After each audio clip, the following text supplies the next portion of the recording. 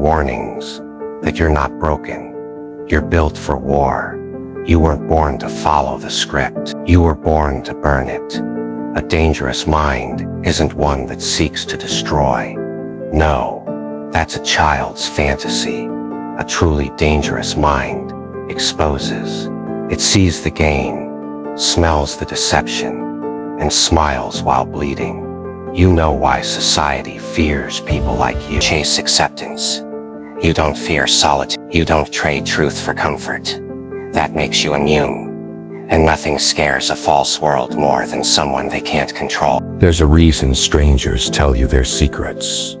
There's a reason unstable people orbit you. And there's a reason leaders, rebels, and outlaws all feel magnetized toward you, even if they don't say it out loud. You are not safe, but you are true. And in a world drunk on illusion, that makes you a lighthouse for every shipwrecked soul still crawling through the storm. People with trauma recognize you, not by your words, but by your silence. They sense it in your posture, your pauses, your eyes. You carry the calm of someone who's been through hell and lived to tell it without needing to brag about it. You don't have to ask what someone's been through. You already feel it. They come to you not for advice, but for something deeper, permission to be real. But be warned, the broken don't always want healing. Sometimes they just want your fire. And if you're not careful, they'll drain it. You must learn the balance, open-hearted, but iron-spined. Because not every soul deserves your sanctuary. You're not just a mirror to the lost, you're a magnet for the dangerous. People with sharp minds, rough edges, wild hearts, the ones who couldn't be tamed until they met you. Because unlike the world, you don't demand they shrink. You don't clip their wings, you see them. And that's rare, that's holy, but it's not always safe. Because when dangerous souls find each other, it's either evolution or explosion.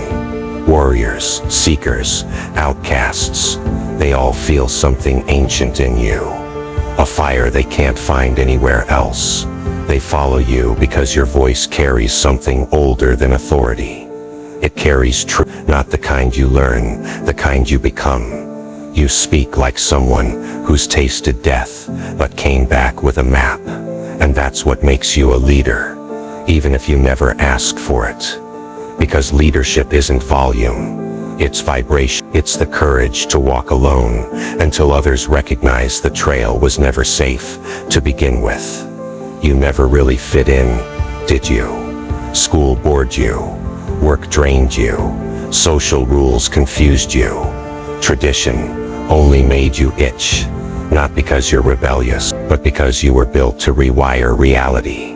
While others memorized the system, you reverse engineered it. You asked, who made these rules? Why do we obey this? What if the opposite is true?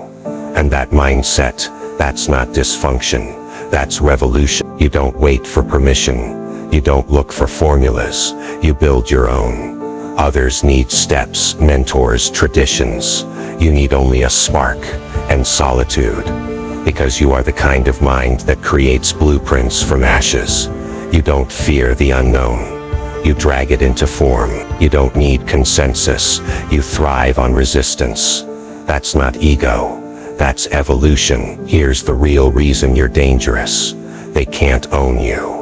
You've outgrown manipulation. You've survived betrayal. You've rebuilt after ruin. So they can't scare you with loss. They can't bait you with fame. They can't seduce you with comfort. You've tasted silence. You've learned how to walk away. You've made peace with being misunderstood. You are not driven by fear. You are driven by fire. And that kind of person cannot be controlled, only respected or feared. At the core of it all, you are dangerous because you carry something, and your weapon. They made you believe your depth was isolation, that your mind was too much, that your fire was destructive. But the truth is, your mind isn't broken. It's battle-tested. You're not lost. You're unleashed. You are not a problem. You are the reckoning. And now that you know who you are, Don't shrink. Don't explain. Don't wait to be chosen. You are the kind of mind they'll write warnings about in textbooks, but secretly pray to in moments of crisis. Because when the world burns, it's the dangerous minds who rebuild it. So if you feel different, if your silence cuts deeper than most people's speeches, if you see through smiles and feel storms before they come, congratulations. You have a dangerous mind, not because you hurt people, but because you wake them up. And they will hate you for it. They will love you for it. They will fear you for it.